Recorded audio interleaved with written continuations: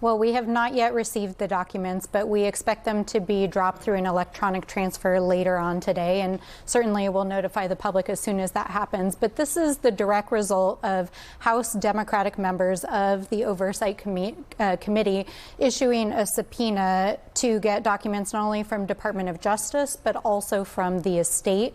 And so we're expecting not only the infamous birthday book, but also non-disclosure agreements that may have been signed by Epstein, other documents pertaining to the sex trafficking crimes that he was convicted of, financial transfers, and a whole slew of documents. And what are you hoping to learn from potentially these documents from the estate? Well, I think it's important for people to understand that this is more than just a few isolated incidents that happened amongst Jeffrey Epstein and his immediate circle.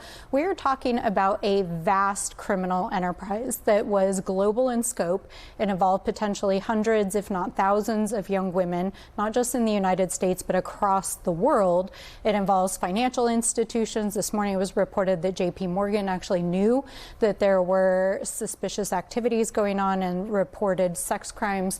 We know Deutsche Bank is also implicated, potentially foreign governments. There are FBI and CIA files that have never seen the light of day. And I think it's important to understand that we are looking at crimes, corruption, and a massive cover-up that is continuing in the White House. Right now, as we speak, the president is desperately trying to stop the disclosure of the documents that the Department of Justice has, and we have to ask, what is he hiding? But when it comes to what you're expecting to see from the estate today, why do you have reason to believe that that may shed light on some of the other things that you just described, whether it's financial elements or anything else? Well, we met for a couple of hours last week with the survivors, a number of survivors who felt comfortable coming forward and telling their stories. And many of them have been involved in both criminal and civil suits, and so have had access to documents wherein individuals who were involved in this vast criminal network were named. And so that includes both the FBI files, but the financial transactions, because we're not talking about like a few $1,000s here. We're talking hundreds of millions of dollars that were money laundered through both domestic and international financial institutions. So access to those financial records is very important to getting to the bottom of this case and exposing those who have culpability who were never prosecuted. I just want to ask the question, though, because you mentioned it earlier today, and we were just talking about it a moment before we got on camera. I mean, do you feel confident that you will get a fuller picture when you hear from the documents from the estate? Is that a reliable source in your mind? Well, absolutely. I mean, certainly we'll see the birthday book and the infamous drawing that I think we all know the president either himself or ordered somebody to draw.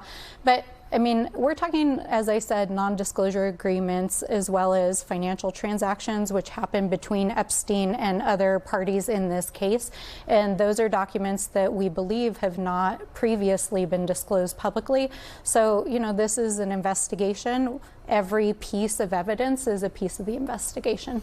Congresswoman, I want to ask you something about one of your colleagues, Ro Khanna, who told ABC yesterday that there are now 216 votes for the discharge petition, plus now 2 vacancies that are expected to be filled by Democrats, which means, according to him at least, that you'll have the 218 votes in order to compel some of these documents to be released.